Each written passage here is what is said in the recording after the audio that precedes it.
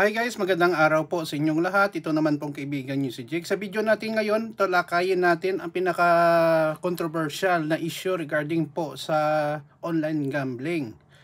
Ang paksa natin ngayon guys ay bakit maraming Pilipino ang lulong or addict sa online gambling. Napakalaking suliranin po ito at addiction na katulad rin ng droga na kakaepekto sa ating mga kababayan na na-addict no, sa sugal online. Ano po ba ang mga dahilan at paano natin sila matutulungan o paano nila matulungan ang kanilang sarili? So kung bago lang kayo sa channel ko at gusto nyong video na ito, paki-like lang po, share, and huwag kalimutang mag-subscribe. Sa ngayon guys, no, hindi na talaga mapigilan ang advancement ng technology, particularly ang internet. Ang pagbilis ng improvement ng technology, pati na ang internet, no, ay bumuo din ng iba't ibang libangan ang tao. Isa na po dito ang online gambling. Maraming Pilipino sa ngayon ang nahuhumaling no, sa paglaro ng online gambling like online casino, isabong, kahit bawal na ngayon, bingo, bet games, no, basketball and games, no. So, tanong natin, bakit maraming Pilipino ang addict sa online gambling? Ito po sa ating pananaliksik. Maraming Pilipino ang na-addict sa online gambling dahil sa iba't ibang salik na may kinalaman sa ekonomiya, teknolohiya, kultura at personal na kalagayan. Unang dahilan, kahirapan at paghanap ng mabilis na kita. Alam natin guys, marami sa atin ang mahilig no, sa easy money, ang tawag dyan. Hindi ka masyado nagpapagod, maikling panahon lang, makapira ka na. Isa po dito ang sugal. Hindi po ito exempted ang online gambling. Maraming Pilipino ang dumadanas ng kahirapan at kakulangan sa trabaho or kita. Maraming dahilan po bakit maraming pa rin Pilipinong mahirap dito sa Pilipinas. Una-una, overpopulation tayo, walang trabaho at iba ay tamad. No? Bakit tamad? Marami po akong nakikita dyan, humihingi lang or parang parking boy, no? Hindi naghahanap ng mabuting trabaho. Dahil dito, ang online gambling ay nagiging madaling paraan para makakuha ng pera. Kahit na mataas ang panganib, ang pag-asa na makaswertihin, no, ay naging dahilan para subukan at balikan ito ng paulit-ulit. Ang sugal guys, no, hindi ako nagsusugal, pero ito guys na-observe ko lang. Meron kasing players luck na tinatawag. For example, tumaya ka ng 100 pesos, unang taya mo, nanalo ka agad, swerte. Ang 100 mo naging 1,000 pesos. You are already engaged. Sige, tuloy-tuloy ko lang, baka lumaki.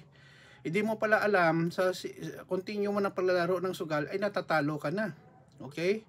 Sa online gambling, meron tayong mga baccarat, or mga spiel, or card games, or whatever na mga sugal. Mas madali, mas mabilis at pwede mo lang ma-cash out. Gamit ka lang ng GCash or any wallet, no? Or Maya, pwede ka na. May example tayo dito. Maraming tricycle driver, tindera at kabataan ang sumasali sa online sabong or casino apps na pag-asang manalo kahit maliit na taya. Yun po guys, no? Ano po ang ikalawang dahilan? Madaling access sa teknolohiya.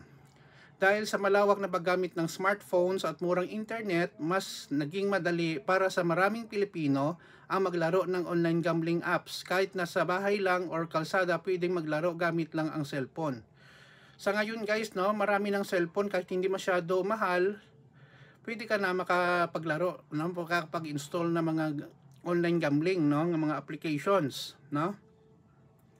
Online, pwede din bumisita ka ng website. Hindi siya nagre-require ng edad, kahit minor pwede sila maglaro, no, hindi naman alam, no, pinipiki ang edad. Ikatatlong dahilan, pagkainip or kawalan ng libangan. Ito po sa mga taong walang trabaho or negosyo, no, wala talagang ginagawa, or may negosyo or gusto lang talagang malibang. Lalo na noong panahon ng pandemya, maraming taong naboboard o wala ng libangan. Online gambling ang naging aliwan at kalaunan naging bisyo na. Ikaapat na dahilan, peer influence at social pressure. Kung ang mga kaibigan or kamag-anak ay nag-online gambling at nananalo kahit paminsan lang, naaakit din ang ibang sumubok. Napapalakas pa ito ng mga Facebook posts at TikTok videos na nagpapakitang nanalo sila ng pera kahit minsan hindi naman totoo. Isa pa guys, no, maraming din ng mga celebrity, I will not mention any names dito, makikita natin sa Facebook or social media na nagpa-promote ng mga online gambling, no? Mga bingo, online sabong, or ano-ano pa. Ang ikalimang dahilan, psychological addiction. Tulad din ng ibang bisyo like drugs, ang online gambling ay mekanismo na nakaka-addict. Tulad ng instant reward, sound effects, at colorful visuals, ito ay parang dopamine trap, nagbibigay ng saya kahit panandalian, kaya inuulit ng utak. Ika-anim, kakulangan sa regulasyon at awareness. Bagamat may mga batas, maraming ding online gambling platforms na hindi mahigpit na nababantayan. Maraming kabataan or minor de edad na nakaka-access kahit bawal, kulang din ang edukasyon tungkol sa panganib ng sugal. Yes, very true guys. Maraming kabataan, no, kahit minor pa, 6 or 10 years old or 12, pwede makapaglaro, no? Cash in, cash out ng GCash. At dito rin ang GCash, Maya, dito sila kumikita ng malaki cash, guys, no, sa online gambling. Ikapito, last na po ito, kultura na bahala na at swerte. Sa kulturang Pilipino, malakas ang paniniwala na sa swerte o bahala na. Kaya kahit maraming talo, patuloy pa ring pagtaya.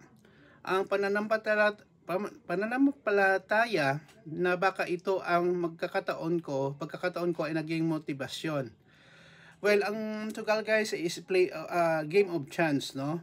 Most of the time matatalo ka talaga. So, ang pagka-addict ng maraming Pilipino sa online gambling ay bunga ng kahirapan, teknolohiya, kawalan ng libangan, impluwensya ng iba, at kakulangan ng regulasyon.